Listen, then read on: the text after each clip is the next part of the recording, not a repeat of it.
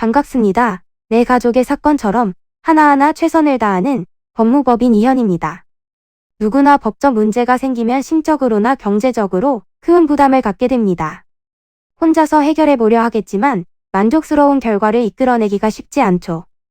여러분의 정신적인 고통, 금전적인 어려움을 이해하며 이현의 법률 상담 시스템을 통해 도움을 드리고 있습니다.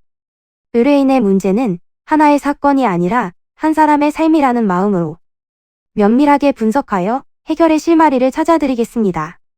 자, 그럼 오늘의 주제인 12대 중과실 교통사고에 대하여 함께 알아볼까요? 차량 운전자에게는 누구나 주의 의무가 있습니다. 차량을 운행할 때는 교통신호를 잘 지키는 것은 물론이고 늘 주변을 살피며 주의해야 합니다. 그렇지만 운전에 너무 익숙해진 나머지 순간의 부주의로 사고가 나고 마는데요.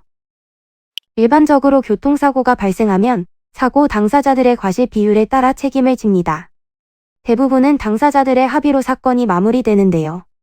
그러나 사고 당사자 중 일방이 주의 의무를 지키지 않아 교통사고가 발생한 것이라면 피해자에 대한 손해배상 의무는 물론 형사처분까지 받을 수 있습니다. 주의 의무를 다하지 않아 교통사고가 난 경우에는 교통사고처리 특례법에 따라 업무상 과실치상죄로 5년 이하의 금고 또는 2천만 원 이하의 벌금에 처합니다.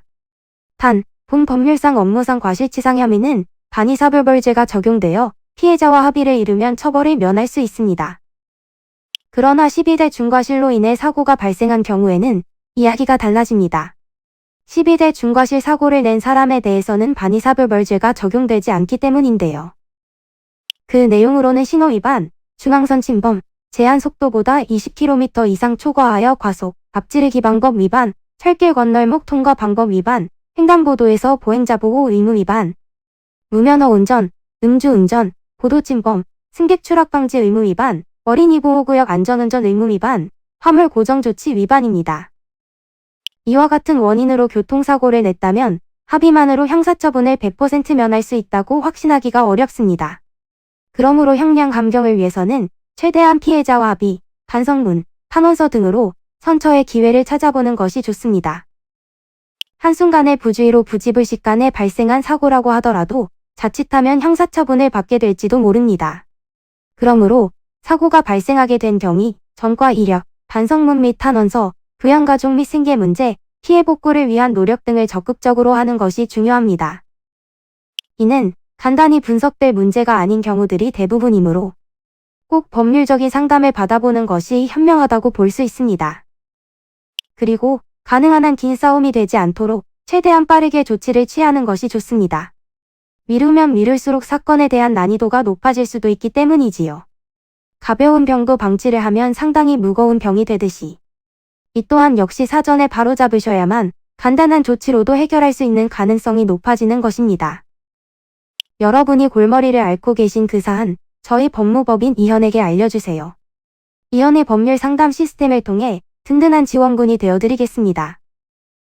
간혹 변호사가 아닌 사무장 등과 상담하는 줄로 오해하시는 분들이 계시는데 이는 전혀 아니며 저희 법무법인 이현은 변호사와 1대1로 상담이 이루어진다는 점을 다시 한번 꼭 알려드립니다.